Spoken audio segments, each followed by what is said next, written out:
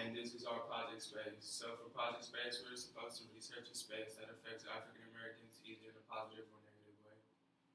We chose to explore in a beauty supply store. So I explored the beauty supply store, but in a good way, on how they treated African American people. So like the way they greeted African American people, it made them feel like welcome and comfortable. And like every time they walk inside a beauty supply store, of course they had turnt music, like they had hip hop, R&B, and yeah. And so by them playing that music, made Black people feel comfortable enough to dance, sing, communicate with others, and it was just a Black-centered environment. So I went to a different beauty supply store, and my project space was the negative psychological effect on Black people. I worked on the positive effects that the history of beauty supplies had on African Americans. So basically, like I researched like when it began and why it started. So it began like in the 1900s when during the segregation era, and it was like to help out each other. So when African Americans couldn't shop at like white stores or anything like that, they created beauty supplies to help one another out, like economically and stuff like that. And it was a place that everyone gathered and like had connections with everyone and stuff like that. I did the negative space, well, the negative aspect of the beauty supply. So I went to the beauty supply on Reseda, a couple blocks from the school, and my observation of the beauty supply was pretty much like to set up where the products were set up in the beauty supply, like by race. And I noticed that more of the Black products and like hair, like weave, etc., is like towards the back of the beauty supply. And if it's not in the back, it's behind the counter or locked up or something. And I also noticed that where majority of the Black products are, it's always a camera, like pointed down towards it. And also I noticed that there's a lot of racial profiling going on, depending on which neighborhood you're in, if it's not diverse.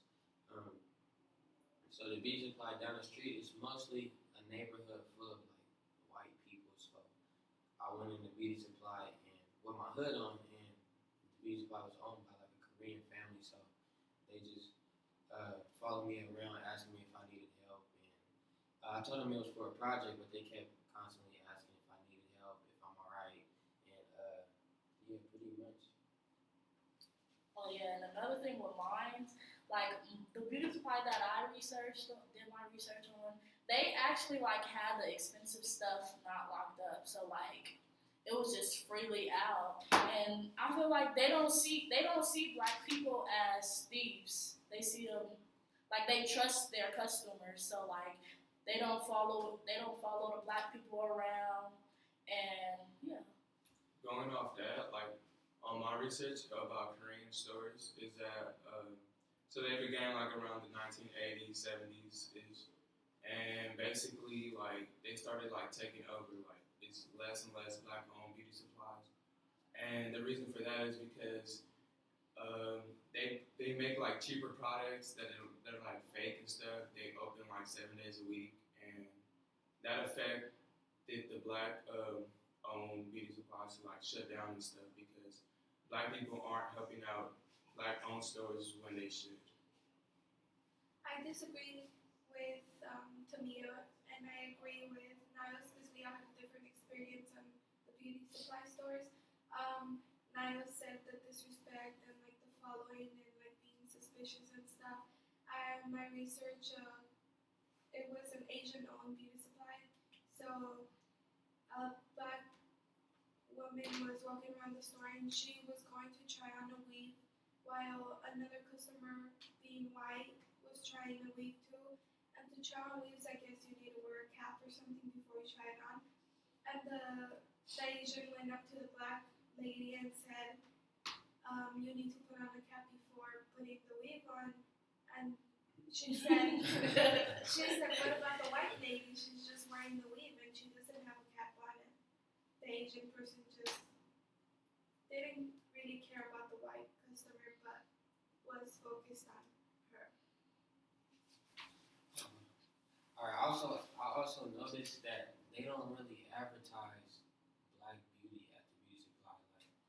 Like when I say that, I mean like when I went to the beauty supply, you know how in the beauty supply when you first walk up, it got like posters of black girls with like different hairstyles.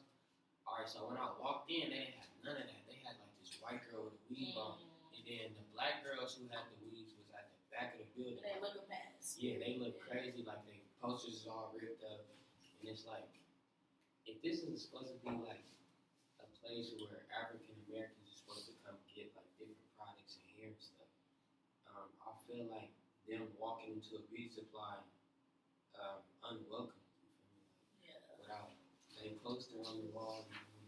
Mine was different though, cause Yeah. like it was like so many pictures of, so many images of like black people with different hairstyles, with weaves, with braids and stuff like that. It showed the different type of hair, the different type of hair package, like Bobby Boss and weaves and Brazilian stuff like that. It was cool though.